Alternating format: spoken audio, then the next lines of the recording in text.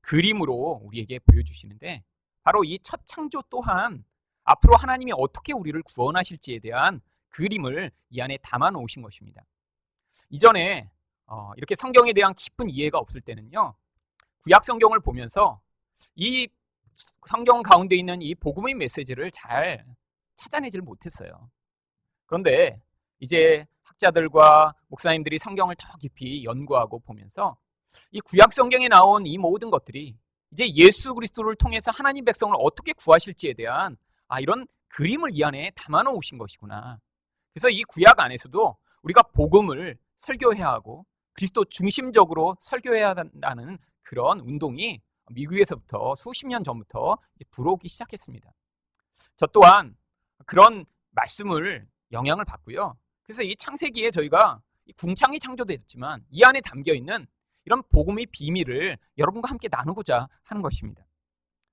이 두 번째 창조에는 다른 창조와는 조금 다른 면이 나타나 있습니다. 바로 하나님이 이 두 번째 날 창조를 하시고 좋았다라고 하는 말씀을 안 하시는 거예요. 왜? 이렇게 하나님이 딴 날은 다 창조하시고 보시기에 좋았더라라고 말씀을 하셨는데 왜 둘째 날만 그런 말씀을 안 하셨을까요? 그것은 바로 이 둘째 날 이 창조가 그 다음 날의 창조로 겨우 완성되기 때문입니다. 무슨 말이냐면 둘째 날은 원래 물이 가득 차 있는 그곳에 하나님이 물과 물을 나누셔서 궁창을 만드셨는데 거기서가 끝이 아니라 셋째 날 그렇게 또 나누어진 이 땅 지구를 덮고 있는 아래쪽 물이 또 나누어지면서 거기서 이제 땅이 드러나게 되는 그것까지 창조가 돼야 이제 하나님이 계획하신 그 계획의 일단락이 완성되기 때문에 이제 셋째 날에 하나님이 보시기에 좋았더라라고 말씀을 하시는 것입니다. 바로 여기서 하나님이 좋다라고 말씀하시는 이 좋다라는 단어가 성경에 이야기하는 선이라고 하는 단어입니다. 히브리어로는 토부라고 하는 단어인데요. 하나님이 선과 악을 구분하실 때 바로 하나님 편에서 내가 계획하고 목적한 것이 이루어졌다 할 때의 바로 그 선, 그것이 바로 하나님이 보시기에 좋은 것입니다. 그러니까 이 둘째 날은요, 하나님이 셋째 날까지 계획을 가지고 계셨어요. 셋째 날 때 이제 물을 완전히 나누어 이제 땅이 드러나게 하고 거기에 사람을 살게 하실 그런 계획을 가지고 계셨는데 둘째 날까지는 그 계획이 완성되지 않았기 때문에 이제 셋째 날까지 그 계획을 완성하시고 내 계획대로 다 되었다라는 뜻으로 보시기에 좋다라고 셋째 날 말씀하신 것입니다.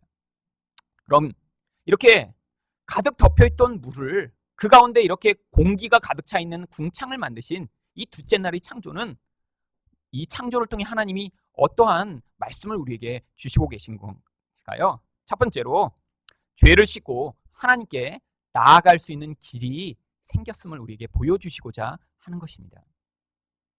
여러분, 이 궁창이라고 하는 것은요, 지금 이 하늘과 땅 사이에 있는 공기층을 얘기합니다. 이 궁창이 그런데 원래 히브리어 원어로는요, 라키아라고 하는 이런 단어를 사용합니다. 근데 이 단어가 원래 어떤 때 사용하는 단어냐면요, 원래 이런 금속 판이 있어요. 근데 이 판을 가지고 무엇인가 만들려고 하는데 이 판을 이렇게 해머 같은 걸로 꽝꽝꽝꽝 내리쳐서 납작하게 펴갖고 어떤 판을 만든다라고 할 때 원래 사용되는 단어입니다. 원래 어떤 금속의 재료를 어떤 목적으로 넓게 펴서 어떠한 그릇 같은 것을 만들 때 그때 바로 궁창하다, 라키아하다라는 원래의 뜻으로 사용하는데 이 하늘과 땅에 있는 넓은 공간이니까 그냥 그것을 궁창이라고 부른 거예요. 그런데 이렇게 하나님이 왜 이 물과 물 사이에 이렇게 넓게 펴듯이 공기층을 만드신 것일까요? 바로 하늘에 물을 담아놓기 위해서 그렇게 하신 것입니다. 원래 예전에 처음에 하나님이 이 지구를 만드셨을 때는요, 지구가 커다란 물로 덮여 있었어요. 그런데 하나님이 그 안에 공기층을 마치 그릇을 만들듯이 만들어 놓으시고요, 땅의 물과 위의 물을 따로 이렇게 담아 놓으신 것입니다. 근데 왜 하늘에 이렇게 물을 하나님이 담아 놓으셨죠? 바로 앞으로 이제 하나님께 나아가는데 하나님 백성이 이 물을 통해 깨끗게 되는 과정을 거쳐야지만 하나님께 나아올 수 있음을 보여주시기 위해 하늘에 이렇게 물을 담아 놓으신 것입니다. 지금은 이렇게 하늘에 물이 담겨 있는 것 같지 않고요, 구름만 가끔씩 떠 있죠. 왜냐하면 노아의 홍수로 말미암아 하늘에 있던 물이 다 땅에 쏟아져 내려서 그렇습니다. 일부가 아직도 수증기나 구름으로 남아있지만 예전에는 하나님이 처음 궁창을 만드실 때는요, 땅에 있는 물이나 하늘에 있는 물이나 동일하듯이 이 궁창에 의해 그 물이 담겨 있었습니다. 여러분, 성경에서 우리가 하나님께 나오는데 그냥 나올 수 없다고 얘기해요. 왜? 우리는 죄가 있기 때문이죠. 하나님은 거룩하신데 죄가 있는 존재가 하나님께 그냥 나아가면 하나님이 자기 존재와 다른 존재가 다가오기 때문에 거기에 반응해 버리십니다. 그 반응을 성경은 진노라고 이야기하는 거예요. 하나님이 우리처럼 내가 마음에 들지 않는 일이 있어서 화내는 것을 성경이 진노라고 이야기하는 것이 아니라 하나님의 본질과 다른 어떤 존재가 자기에게 접근할 때 그 하나님의 속성대로 반응해 그 더러운 것이 자기에게 영향을 미치지 못하도록 반응하시는 것을 성경은 진노라고 이야기합니다. 그러니까요, 죄인이 하나님께 가야 되는데 반드시 무엇을 해야 되냐면 정결케 되는 과정을 거쳐야 합니다. 그런데 죄인이 하나님께 나아가지 않고 그냥 죄인대로 있으면 어떻게 될까요? 결국 죽게 되는 것이죠. 모든 인간은 하나님께 가야지만 살 수 있어요. 근데 그냥 가는 것이 아니라 죄가 씻겨지는 과정을 앞으로 내가 마련하겠다라는 것들을 보여주시기 위해 하늘에 이렇게 물을 담아 놓으신 것이에요. 그 증거가 어디 있냐면 바로 성막에 보시면요, 성막에서 제사장이 짐승을 잡고 피를 흘리고 그리고 성막에 그 피를 가지고 들어갈 때 항상 그 앞에 무엇이 있었냐면 물두멍이라고 하는 그릇이 있었습니다. 이 물두멍도요, 성경에 보면 그냥 만드는 것이 아니라 금속을 펴서 만들었다고 성경이 이야기를 해요. 여기서 금속을 펴서 만들다 할 때 이 펴서라는 단어가 여기 나오는 똑같은 단어 라키아라고 하는 단어가 거기 사용됩니다. 결국 물두멍도요, 거기 물을 담아놓은 이유가 하나님의 백성들이 이제 하나님께 나와야 하는데 이제 그 물을 통해서 이렇게 궁창을 펴놓으셨듯이 하나님이 물두멍 또한 편 곳에 물을 담아 씻음의 과정을 통해 하나님의 백성이 정결케 됨을 보여주시기 위해 물두멍을 만들어 놓으신 것이죠. 성전에는요, 그 물두멍이 이제 물두멍으로 되지 않았습니다. 왜? 너무 작으니까요. 성전에도 이렇게 정결케 되어야지만 하나님께 갈 수 있었거든요. 성전에는 그래서 무엇을 만들었냐면 물을 많이 담아놓은 바다라고 하는 그릇을 만들었습니다. 이 바다는요, 아주 큰 그릇이에요. 그래서 이렇게 작은 그릇이 아니라 너무 크기 때문에 그 바다라는 그릇을 받치기 위해서 12마리의 소를 밑에다 조각을 해놓고요, 그 커다란 물을 담아 거기에 물이 얼마나 많이 담겼는지를 보여주기 위해 그 이름을 그냥 바다라고 불렀어요. 그런데 이 바다도 하나님이 만들 때 어떻게 만들라고 하셨냐면 놋을 펴서 만들어라. 성경에 이 피다라고 하는 단어가 바로 궁창이라고 하는 단어에 사용된 바로 그 라키아라는 단어입니다. 결국 제사장들이 성전에서 자기 죄를 씻고 더러운 것들을 씻은 다음에 하나님 앞에 분향을 드리고 제사를 드리기 위해 나아갈 때 바로 이 바다에서 씻은 듯이 이제 하나님의 백성들이 이렇게 하나님을 만나게 될 그날이 올 텐데 무엇으로 씻는다? 물로 정결케 되어 하나님께 나올 수 있음을 성경이 이야기하는 것이죠. 그런데 이제 이렇게 물로 씻어 도대체 무엇을 우리가 씻김을 받는 것일까요? 에스겔 36장 25절에 보면 이런 구절이 있습니다. 맑은 물을 너희에게 뿌려서 너희로 정결하게 하되. 이제 앞으로 하나님이 우리를 물로 깨끗이 씻어주신대요. 그래서 깨끗하게 돼서 우리가 하나님을 만날 수 있게 해주신대요. 그런데 그 무엇에서 우리를 씻기신다고 에스겔에 이야기하냐면 너희 모든 더러운 것과 모든 우상 숭배에서 너희를 정결하게 할 것이다. 이렇게 하나님 말씀하고 계세요. 우리 더러움이 그 더러움 가운데 가장 중요한 게 무엇이냐면 바로 우상 숭배라고 하는 거예요. 우상 숭배는 무엇이죠? 세상에서 내가 원하는 욕망이 있습니다. 세상에 내가 바라는 것이 있어요. 근데 내 힘만으로 그걸 얻을 수 없어요. 그래서 하나님의 힘을 동원해 내가 원하는 그것을 이루고자 하는 인간의 가장 중심적 하나님에 대한 죄악된 태도를 이야기하는 것입니다. 결국 이 우상 숭배로 말미암아 하나님과의 관계가 다 틀어져 버리는 거예요. 그런데 하나님이 물로 씻어 우리 안에 있는 이 욕망의 근원인 우상 숭배의 근원을 깨끗하게 씻어주시겠다고 약속하신 것입니다. 그런데 이것이 어떻게 이루어졌죠? 예수님의 오심으로 말미암아 이루어졌습니다. 여러분, 예수님이 첫 번째로 행하신 기적이 무엇이냐면 가나라는 동네에 가셔서 이제 혼인잔치가 있는데 물을 포도주로 바꾸신 일이에요. 여러분, 이 물로 포도주를 바꾸는 거는 놀라운 기적은 아닙니다. 그렇잖아요? 아니, 예수님이 이렇게 세상에 오셔서 첫 번째 기적을 행하시는데 뭐 죽은 자를 한 100명쯤 한꺼번에 벌떡벌떡 일으키셔야 이게 놀라운 기적이죠. 그런데 이런 사소한 것 같은 이 기적을 왜 맨 처음 행하셨냐면 바로 예수님이 이제 어떻게 하나님 백성을 깨끗게 하셔서 그들을 즐거움을 회복시키실 것인가를 보여주시기 위해 일부러 물을 포도주로 바꾸신 것입니다. 그 물을 성경이 뭐라고 얘기하냐면 요한복음 2장 6절에 보니까 거기에 유대인의 정결 예식을 따라 두세 통 드는 돌 항아리 6이 놓였는지라. 여러분, 유대인들은요, 이 하나님의 율법의 말씀을 잘 배웠어요. 아, 모든 건 세상에 있는 건 더럽구나. 그러니까 심지어는 내가 음식을 먹을 때조차 내가 깨끗하게 씻어야 되겠구나. 그래서요, 집집마다도 항아리를 갖다 놓고요, 그 물이 귀한 곳에서 음식을 먹을 때 손을 깨끗이 씻고요, 발을 씻고요, 입을 씻고요, 이렇게 온몸을 씻은 다음에야 음식을 먹었어요. 왜죠? 이 음식조차 거룩한 내가 잘못된 걸 먹어서 더러워질까 봐. 그래서 집집마다 6통이나 이 그런 결례를 위한, 정결 예식을 위한 물통이 있었던 것입니다. 그런데 성경이 뭐라고 하죠? 그 통이 다 비었어요. 무엇을 보여주냐면요, 이렇게 이 땅의 물로는요, 우리를 진짜 깨끗하게 할 수 없음을 이야기하는 것입니다. 그런데 거기에 무엇이 채워지죠? 물이 채워졌는데요, 그 물이 포도주로 변합니다. 그런데 왜 6통이 있었냐면 이제 7이라고 하는 완전한 채워짐이 언젠간 나타날 것인데 이 땅에서는 임시적으로 6개의 통이 채워지는 것 같은 그런 변화만이 존재함을 이야기하는 것이죠. 예수님이 바로 포도주인과 똑같은, 예수님이 피로 하나님 백성들을 깨끗게 하실 것임을 미리 한번 예표로 보여주신 것입니다. 포도주는 성경에서 예수님이 흘릴 보혈의 피를 상징합니다. 그래서 예수님이 십자가에 달리시기 전에요, 제자들과 떡과 포도주를 나누시면서 이 포도주가 내 피다, 이것을 먹어야 너희가 산다 라고 제자들에게 포도주를 주시고 우리가 아직도 그 성찬 예식을 기념하는 것입니다. 예수님이 오셔서요, 바로 그 피로 우리를 깨끗게 하시는 거예요.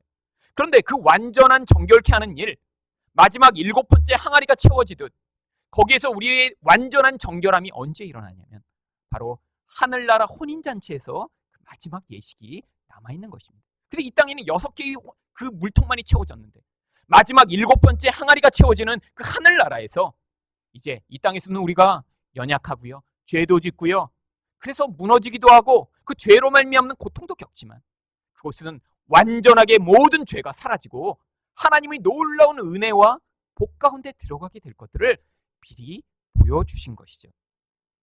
여러분, 이렇게 예수님의 피로 씻김을 받아 예수님께 나아가고 하나님의 은혜를 얻을 수 있다는 건요, 놀라운 복입니다.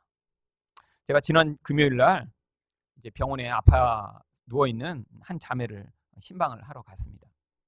그런데 암 말기예요. 유방암이 말기라 이제 뭐 손을 쓸 수 없는 그런 상태까지 갔습니다. 그런데 이 자매가 얼마나 마음이 강팍했는지 이제 몇 개월 전에 자기가 가슴이 아픈 걸 알았어요. 그리고 증상을 보니까 암 같아요. 그런데 그 사실을 가족한테도 알리지 않고요, 자기 혼자 그냥 끙끙 앓고 있었던 거예요. 왜? 인생이 너무 불행하고 슬프고 그래서 차라리 암 걸려서 그냥 내가 죽겠다, 그런 마음으로 아무한테도 알리지 않은 거예요. 요새는 이렇게 의술이 발달해서요, 여러분 유방 같은 거는 초기에 발견하면 수술하면 이후에 아주 효과가 빠릅니다. 그런데 그걸 몇 개월이나 그냥 묵히고 있었는데 이제는 너무너무 아파서 견디지 못할 정도가 되니까 쓰러지니까 가족이 병원에 데리고 갔는데요, 이 암이 이제 폐, 뭐 간 다 전이돼 버린 거예요. 근데 얼마나 마음이 강팍했는지 제가 몇 주 전에 그 집에 신방을 하러 갔었습니다. 그런데 신방을 했는데 이제 그 어머니와 뭐 거기 이제 형이랑 뭐 이제 오래전부터 알던 가족인데 같이 마루에서 예배를 드리는데 그 자매도 방이 있었대요. 그런데 방에 있었는데도 나와보지도 않은 거예요. 밖에서 그 문 앞에서 우리가 예배를 드렸는데 기도를 했는데 마치 문을 잠고 아무도 들어오지 못하게 하고 자기도 나오지 않고, 어려서 교회를 다녔지만 인생에서 어려운 일들이 있고 그러면서 마음이 점점 강팍해지면서 하나님도 없어, 난 하나님 같은 거 믿지 않아, 내 인생에서 벌어진 이런 나쁜 일들이 신이 있다면 어떻게 이런 일이 벌어져? 그러면서 마음을 다 닫아버린 것이죠. 그런데 병원에 덜컥 그렇게 실려가고 보니까 죽고 싶다 그래서 하긴 했지만 병원에서 막 튜브를 꽂고 코에다 호흡기를 꽂고 그리고 이제는 큰일 났다 얘기하니까요, 이 자매가 마음이 갑자기 무서워진 거예요. 자다가 갑자기 자기 오빠를 깨우더니 오빠, 목사님 좀 불러줘, 나 너무 무서워서 못 견디겠어. 오빠한테 그렇게 갑자기 얘기를 한 거예요. 그래서 그 오빠가 새벽부터 저한테 전화를 했습니다. 동생한테 와줄 수 있냐고. 그래갖고 제가 갔어요. 일산에 있는 안병원에 차를 몰고 갔는데 이 자매한테 무슨 얘기를 해줄까? 그런데 다른 얘기가 뭐 지금 병이 날 거니까 희망을 가지십시오. 아니요. 이제 얼마 못 살고 죽을 것 같아요. 보니까. 아니 하나님이 기적을 보이실 수 있습니다. 뭐 이런 얘기를 해줄까요? 헛된 희망이죠. 예수님에 대해 얘기하는데요. 그 자매가 어떤 두려움이 있냐면 어떤 두려움인 줄 아세요? 내가 여태까지 몇십 년 동안 하나님을 부인했는데 교회도 나가지 않았는데 하나님 없다고 했는데 심지어는 하나님을 원망했는데 내가 지금 와서 이렇게 아프다고 하나님을 찾으면 하나님 나를 도와주실까? 이런 두려움이 너무너무 많은 거예요. 제가 그 자매한테 얘기한 게 그거예요. 우리에겐 하나님이 복음을 주셨다. 예수님께 나아갈 수 있는 길이 교회를 오래 다녔으니까 자격이 있는 것도 아니고 예수님께 나아가 하나님의 품에 안길 수 있는 길이 바로 예수님을 통해서 우리에겐 주어져 있으니까 지금이라도 교회에 안 나가도 하나님을 부인했어도 예수님께 마음을 돌이켜 예수님 저를 도와주세요. 내가 예수의 피로 정결케 됨을 믿습니다라고 하고 예수님께 돌이키면 하나님이 얼마든지 받아주시고 품어주신다 라고 얘기했더니요. 너무너무 그게 가슴이 복받쳐서 우느라고요. 숨을 못 쉬는 거예요. 호흡기를 끼고 있는데. 왜? 그게 복음이거든요. 지금 이렇게 죽어가는 자에게 가서 40일 기도하면 하나님이 너 그동안 잘못을 많이 했으니까 너는 40일쯤 기도를 해야 돼. 그러면 하나님이 조금 용서해 주실지도 몰라. 아니 네 전 재산을 다 바쳐야 하나님이 너를 불쌍히 여기셔서 구원해 주실지 몰라 라고 하는 게 아니라 예수님만 믿으면 된다니까요. 그게 너무 가슴이 복받쳐서 숨을 못 쉬는 거예요. 숨을. 여러분도 그렇게 예수의 복음으로 말미암아 하나님께 나아갈 수 있는 그 은혜를 주신 것이 가슴이 복받치시는 감동이신가요? 여러분 다른 걸로 하나님께 나아갈 수 있는 길이 열린 게 아니에요. 왜 하나님이 하늘에 물을 궁창에 담아 놓으셨냐면 이제 내가 예수 그리스도의 피로만 너희를 구원하겠다. 아무리 죄가 많아도 그 예수의 피를 통해 나에게 나오는 자는 내가 반드시 정결케 하여 구원하리라는 것을 우리가 하늘을 볼 때마다 그 사실을 기억하라고 하늘에 궁창을 만들어 놓으신 것입니다. 두 번째로요. 하나님이 이렇게 물과 궁창을 나누어 둘째 날 창조를 통해 우리에게 무엇을 가르치고 계신가요? 바로 하나님이 생명의 공간을 우리에게 허락하실 것임을 보여주시고자 그렇게 만드신 것입니다. 여러분 이 물이라는 건요 참 좋은 거지만요 이 물이 또 엄청나게 두렵게 하고 무서운 것입니다. 물이요 있어야 할 장소에만 있지 않고요 사방에 있게 되면 그걸 뭐라고 부르죠? 홍수라고 부르죠. 여러분 이 홍수 얼마나 무서운 일인가요? 쓰나미 물이 바다에만 있어야 되는데요 그 바다를 넘어 육지까지 넘어왔을 때 아무도 그걸 막아낼 수가 없는 무시무시한 것이죠. 여러분 만약에 이 온 땅에 물이 가득해 있다고 생각해 보세요. 사람은요 살 수가 없습니다. 사람에게 물이 꼭 필요한 거지만요 그보다 더 중요한 것이 있거든요. 그게 바로 공기입니다. 물은 2, 3일 안 먹어도 되지만요 숨은요 3, 4분만 안 쉬면 죽어요. 그런데 하나님이요 물로 가득 차 있던 이곳에 이제 공기를 가득 불어넣으시고요 거기에 사람이 살 수 있는 공간을 만들어 놓으신 것이죠. 여러분 이게 바로 앞으로 우리에게 이렇게 죽음의 물에 가득 차 죽을 수밖에 없는 우리에게 하나님의 생명의 호흡을 불어넣으실 것을 이제 그림으로 보여주신 것입니다. 여러분 이런 똑같은 그림이 구약 성경에 한 번 더 나옵니다. 언제 나온 줄 아세요? 출애굽한 이스라엘 백성들이 바로 홍해 앞에 섰을 때이죠.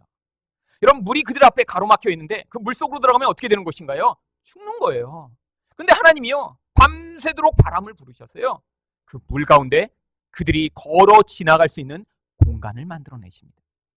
그리고 이스라엘 백성이요 물 가운데 열린 그 공간으로 지나가며 그들이 거기서 생명을 구원받게 되죠. 여러분 이것이 바로 창세기 궁창을 만든 것 안에 담겨있는 그림입니다. 근데 여러분 이 성경에서 이스라엘 백성이 이렇게 홍해를 걸어 지나간 이것을 무엇이라고 표현하나요? 세례를 받았다라고 표현을 하죠. 그래서요 고린도전서 10장 2절에 보면 모세에게 속하여 다 구름과 바다에서 세례를 받고 하나님 백성들이 홍해를 지나가며 세례를 받았다는 거예요. 세례가 무엇이죠? 여러분 물에 들어가 죽는 것 그리고 죽었다가 하나님의 능력으로 살아나는 것을 세례라고 부르는 거예요. 이스라엘 백성들이 애굽의 입장에서 보면요, 바닷속으로 걸어 들어간 것입니다. 죽은 거예요. 그런데 그들이 다시 광야에서 바라보면요, 물속에서 살아나오는 자처럼 살아나오는 그림을 보여준 것이죠. 성경에 근데 뭐라고 얘기하냐면 그들이 다 모세에게 속했다라고 이야기합니다. 무슨 얘기냐면 이 모세는요, 예수 그리스도를 예표하는 자예요. 하나님의 모든 백성들이 예수 그리스도에게 속한 자로 구원받을 것을 이곳에서 미리 한번 그림으로 보여주신 것이죠. 여러분, 세례는 이렇게 우리 육이 죽고 영이 살아나는 하나님의 놀라운 생명의 그림을 우리가 세례를 받으며 기억하라고 우리에게 주신 거예요. 세례 요한이 왔을 때 사람들에게 세례를 베풀었습니다. 근데 이 세례를 성경이 뭐라고 부르냐면 회개의 세례라고 부릅니다. 무슨 얘기냐면 이 세례는요, 죄를 지은 자만 받을 수 있는 세례예요. 회개의 세례라고 이야기한 것은요, 세례를 받으면 이 사람이 회개를 했다라는 것을 증명받기 때문에 회개의 세례라고 부르는 것입니다. 그런데 누구만 세례를 받았냐면, 그래서 내가 죄인입니다라고 고백하는 자만 세례를 받을 수 있었어요. 왜? 세례를 받고 나면요, 내가 죄인입니다 했으니까 이제 회개가 됐습니다라고 인정받는 거니까요.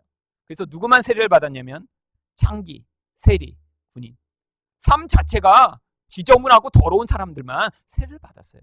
군인들도요, 당시의 군인들은요, 거의 불량배와 동일한 수준이었습니다.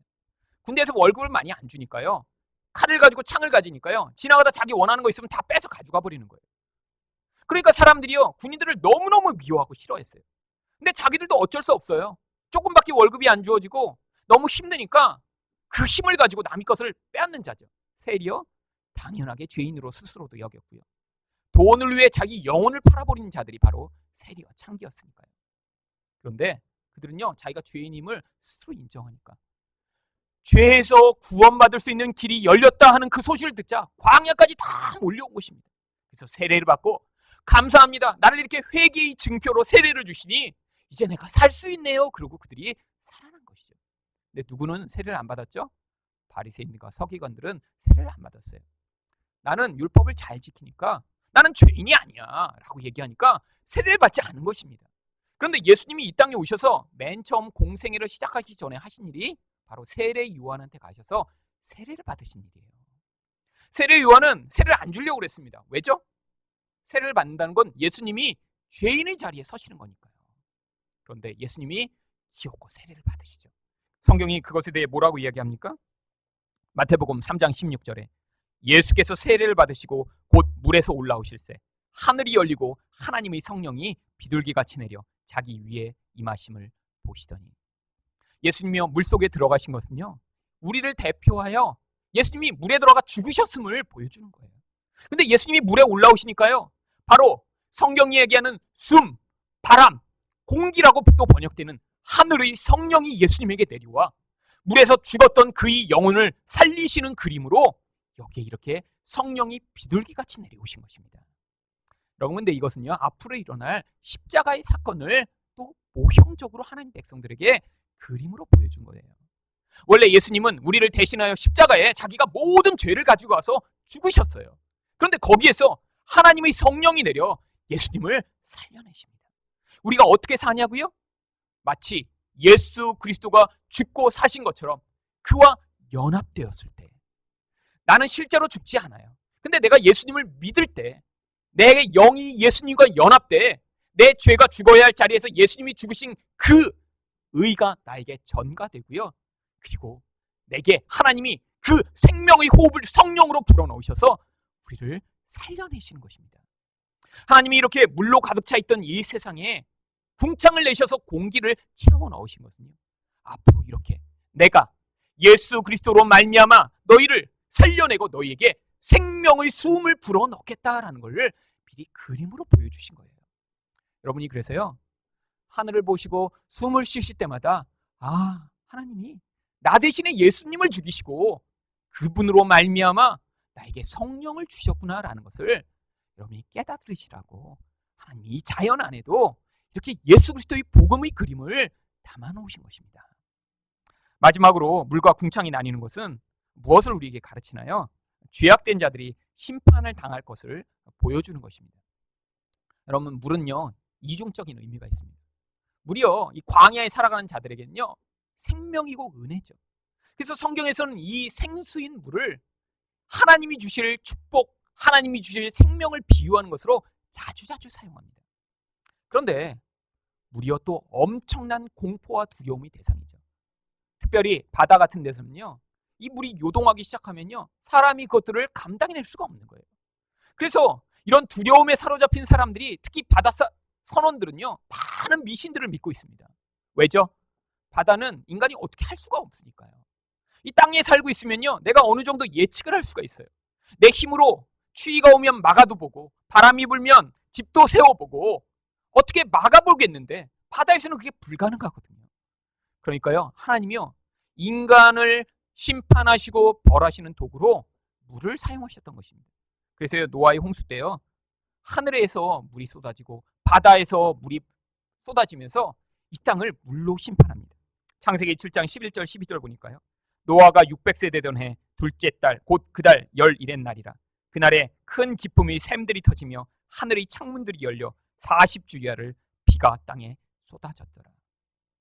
원래 성경에 보면 노아의 홍수 전에 사람들은 아주 오래 살았습니다. 무두셀라요 969세를 살았죠. 만약에 우리가 그때 당시에 사람처럼 살고 있으면 지금 깐난쟁이에 불과한 것입니다. 앞으로도 여러분, 한 여기서 제일 나이가 많이 드신 분도 이 무두셀라 정도 사시려면 900년 정도 더 사셔야 되거든요. 얼마나 그냥 인생이 길어요. 평균 막 700세, 800세 막 이렇게 살았습니다. 근데 이제 과학자들은 막 그게 거짓말이라고 얘기하죠. 성경이 잘못 기록된 것이다.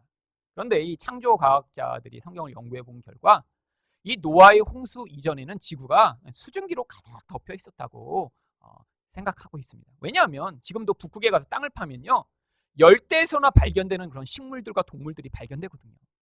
예전에는 북극과 남극도 춥지 않고요, 거기도 다 따뜻했던 거예요. 왜냐하면 지구가 두꺼운 수증기층으로 덮여 있으니까요. 마치 온실안처럼 태양으로부터 오는 나쁜 자외선이나 나쁜 그런 것 빛은 통과되지 않고요, 지구가 일정한 온도로 보존되고 있었던 것이죠. 그러니까요, 사람들이요, 그 안에서는 오래 살 수 있었던 거예요. 그런데 노아의 홍수 때 무슨 일이 벌어졌죠? 성경은 하늘의 창문이 열렸다고 합니다. 그런데 하늘에 이 궁창이라고 하나님 막아놓으신 부분 중에 일부가 구멍이 뚫리면서 하늘에 담겨있던 그 수증기층이 땅으로 다 쏟아진 것입니다. 하나님이 은혜의 물을 심판의 물로 바꾸시는 것이죠. 그런데 이 땅에서 죄를 지은 자는 그렇게 다 물로 심판당해 죽게 되는데 하나님이 노아만 살려내십니다. 어떻게 살려내시는지 창세기 6장 14절에 이렇게 기록하고 있어요. 너는 고페르 나무로 너를 위하여 방주를 만들 때 그 안에 칸들을 막고 역청을 그 안팎에 칠하라. 이 구절을 히브리어로 읽으면 아주 재밌는 구절입니다. 예전에는 여기 이제 고페르 나무라는 이 나무를 잣나무라고 번역을 했었어요. 근데 이 고페르 나무가 무엇인지 모릅니다. 지금은 없는 나무니까요. 그래서 이제 한글 개역 개정으로 바꾸면서는요, 이 원어 그대로 그냥 고페르 나무라고 번역을 했죠. 근데 이것이 원래 더 맞는 번역입니다. 왜냐하면 히브리어로 이 본문을 읽으면 이 본문 안에 고페르라고 하는 단어가 3번이나 반복되기 때문이에요. 일부러 이 나무를 택한 것은요, 이 나무가 뭐 튼튼하고 좋고 막 이런 것이 아니라 여기서 무엇인가 우리에게 말씀하고자 하는 힌트를 보여주기 위해 이 나무를 택해서 이 이름을 이렇게 기록한 것입니다. 여기 나와 있는 역청이라고 하는 단어도요, 코페르라고 읽는 단어고요. 바르다라고 하는 이 바르다라는 것도요, 원래 카파르, 코페르 이렇게 읽는 똑같은 음을 가진 단어입니다. 여기 한 본문을 읽으면 왜 코페르, 코페르, 코페르라고 읽도록 만들어 놓으셨냐면 어떻게 하나님 백성이 구원받는지를 그 그림 안에 보여주시기 위해서죠. 여기에 역청을 바르다 할 때 이 바르다라고 하는 이 코페르라고 하는 단어가 죄가 있으면 덮어버리다, 원래 이렇게 사용되는 단어입니다. 그래서 이 단어로 사용된 똑같은 의미의 단어가 성경에 속죄하다라는 단어로 나중에 사용되고 있죠. 속죄가 어떻게 이루어지냐고요? 죄가 닦여져 없어지는 게 아니라 죄가 있는데 그 죄를 그것을 넉넉히 덮어버릴 수 있는 하나님의 은혜의 피로 덮어버리는 것이 속죄입니다. 여러분 예수를 믿고 나니까 여러분의 죄가 단번에 사라지던가요? 아니요. 죄는 그대로 있는데 근데 성경이 여러분을 뭐라고 부르죠? 의인이라고 부르고 성도라고 부릅니다. 아니 어떻게 나는 여전히 죄를 짓고 나는 여전히 분노하고 여전히 하나님 뜻대로 살지 못하는데 우리를 향해 의인이라고 부르고 성도라고 부르는 것이죠. 바로 죄가 있는데요. 예수의 피가 우리를 덮어버려 하나님이 우리 죄는 보시지 않고 바로 그 위에 덮인 예수의 피를 보시며 너가 의롭다라고 인정해 주시기 때문입니다. 이렇게 심판이 우리에게 임할 때 우리가 어떻게 살아날 수 있죠? 여러분 이제는 하나님은 물로 세상을 심판하시지 않고요. 불로 심판하신대요. 여러분 더 무섭지 않겠어요? 물은요 물에 이렇게 빠져 죽죠. 불로 타 죽으면 얼마나 고통스럽고 힘들어요. 그런데 그 심판에도 살아남을 수 있는 유일한 길이 있습니다. 여러분이 이 땅에서 뭔가 좋은 일에서 살아남는 게 아니에요. 교회에 충성을 했기 때문에 살아남는 게 아니에요. 여러분이 예수를 믿어 그 예수의 피로 온전히 덮임을 받는 자가 될 때, 마치 방주에 들어간 자들이 역청으로 칠해진 그 방주 안에 있었더니 살아남은 것처럼 심판이 온 세상에 임할 때요, 예수 안에 피하는 자들만이 살아남게 되는 것입니다. 여러분 그런데 우리 인생에서 의문이 있어요. 성경은요 하나님 백성도 심판을 받는다고 얘기하거든요. 아니 예수만 믿으면 살아남다며 왜 내가 심판을 받아야지? 여러분 예수 안에 피했는데 무슨 일이 있으면 심판을 받냐면요, 이렇게 피했는데 이렇게 삐져나온 부분이 있어요. 내가 뭔가를 이렇게 다 덮어야 되는데 이 부분이 안 들어가 이 안에. 그럼 어떻게 되겠어요? 밖에서 불이 확 오면 이 부분이 태워질 거 아니에요. 여러분 그래서 하나님이요 지금 예수라고 하는 그 피로 우리를 덮으신 다음에 그 예수와 다른 부분이 이렇게 튀어나오면요 이 땅에서 미리 그것들을 잘라내고 계신 거예요. 여러분 마지막 심판 때 잘라지면요 영원한 지옥에 가게 됩니다. 그런데 지금은요 어떻게 하실 수 있어요? 그 부분을 인생이라고 하는 이런 자리에 넣어두시고요 예수와 다른 부분들을 자꾸 하나님이 쳐내고 계신 거예요. 여러분 그래서 이 땅에서 지금 하나님 백성에게 심판이 임하고 있습니다. 여러분 심판은요 잘못했으니까 너희 죄에 대해 내가 징벌하겠다라는 뜻이 아니에요. 여러분 심판이라는 건요 원래 원어가 판단하다 이런 뜻입니다. 그래서 영어로는 judgment, 판단이라고 사용하는 거예요. 여러분 판단이 무엇이죠? 어떤 기준에 의해서 이거 기준에 맞는지 틀리는지를 분별하는 것을 판단이라고 합니다. 여러분 이렇게 보시면요 이 시계가 이 기준에 의해 작습니까? 큽니까? 작죠. 분별이 안 되세요? 네, 되시죠? 네. 자, 이거 작습니다. 근데 그냥 이걸 놓고 이게 작아요? 클까요? 물어보면 기준이 없으니까 이거 뭐 어른 시계로서는 적당하지 이렇게 보실 거 아니에요. 그런데 기준을 세워요. 이 기준에 의해서 이게 작은가요? 큰가요? 하면 이 기준이 세우니까 작아요. 그렇죠? 하나님도 마찬가지입니다. 이전에 내가 예수를 믿기 전엔 기준이 뭐예요? 내 생각이 내 기준이었어요. 나는 선하지, 나는 괜찮지 그랬는데 하나님이 하나님 백성 가운데 기준을 세워놓으시는 거예요. 근데 하나님의 기준이 이래요. 그런데 하나님의 기준이랑 내가 딱 맞춰보니까 내가 어때요? 기준에서 삐껴나가는 부분이 인생에 있습니다. 하나님은 사랑하라고 하셨는데 사랑하지 못하는 존재가 늘 있어요. 하나님은 용서하라고 하셨는데 그놈만 꼭 용서가 안 돼. 하나님은 품어주라고 하셨는데 그 사람이 품으면 내가 아파요. 하나님은 화내면 안 된다고 하셨는데 어떤 상황에만 들어가면 분노가 치밀어 올라요.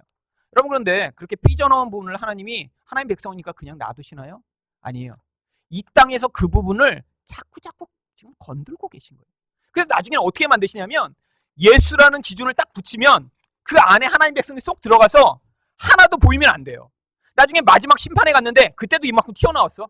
그럼 그때 불심판이 임해서 지옥에 가는 것입니다. 그러니까 이 땅에서요 튀어나온 부분들을 하나님이 잘라내시고 만드셔갖고 나중에 예수라는 데 안에 딱 들어갔더니 아무것도 보이지 않고 예수 그리스도만 의존하는 자, 그 안에 쏙 들어가는 하나님 백성 만드시는 거예요. 마치 여러분 방주를 탔는데 노아가 이게 방주 내가 반쪽만 의존해. 그래갖고 방주에 반을 걸치고 다리 반은 바깥에 이렇게 내놓고 있으면 어떻게 될까요? 여러분 심판의 물을 맞아 죽는 것입니다. 방주 안에 들어가서 그 안에 꼭 들어가 있어야 살아나는 거예요. 마찬가지예요. 이 땅에서 우리도요 예수 안에 완전히 들어가야 돼요. 그 마지막 날까지 우리는 무엇을 하는 것이에요? 예수 안에 들어가 있는가 안 들어가 있는가를 인생 가운데 끊임없이 점검받으며 하나님의 심판이 우리 인생에서 지금 임하고 있는 것입니다. 아니 그럼 저 믿지 않는 저 사람, 아니 저 미운 짓 하는 저 사람은요, 그 사람은 하나님이 하나님 계획대로 심판하실 거예요. 여러분 예수 믿지 않는 자들을 향한 심판은요 이 땅에서 임하지 않습니다. 마지막 날 한꺼번에 임하거든요. 그러니까요 어떤 때는 내가 그렇게 나쁜 놈처럼 생각되는 그 사람은 지금 심판 안 당하는 것처럼 보이고 하나님이 오히려 자꾸 나를 간섭하시는 것처럼 여기는 거예요. 왜죠? 여러분은 사랑하셔서 그래요. 여러분 사랑하셔서 그렇게 삐져나온 더러운 부분들을 깎아내시고 정결케 하셔야 나중에 하나님 품 안에 완전히 안길 수 있는 하나님 백성 만드실 수 있으니까요. 그래서 우리에게도 지금 심판이 임하고 있지만 이 심판이 무엇으로 구원 얻을 수 있죠? 예수 그리스도 안에 있는 자만 그 심판에서 자유를 얻을 수 있는 것입니다. 여러분, 하나님이 세상에 궁창을 만드신 것, 이 궁창 안에도요, 어떻게 예수님을 통해 우리를 구원하실지를 그림으로 담아 놓으신 것입니다. 이게 바로 성경 안에서 복음을 듣고 그 복음 안에 자기 자신을 집어넣어 예수 그리스도를 온전히 의존하는 자로 여러분이 영혼이 지어져 나가는 과정입니다. 여러분이 그렇게 예수만 의존하여 그 예수 안에 거하는 자로 인생을 살아가시게 될 때 하나님의 놀라운 은혜와 긍휼과 축복을 경험하시며 이 땅 가운데 예수 안에 들어가지 않는 불의하고 더러운 부분들이 하나님이 심판으로 말미암아 깨끗하게 돼서 나중에 하나님 품 안에 안기실 때 그 놀라운 은혜와 축복을 경험하는 하나님 백성이 되실 줄 예수 그리스도 이름으로 축원드립니다.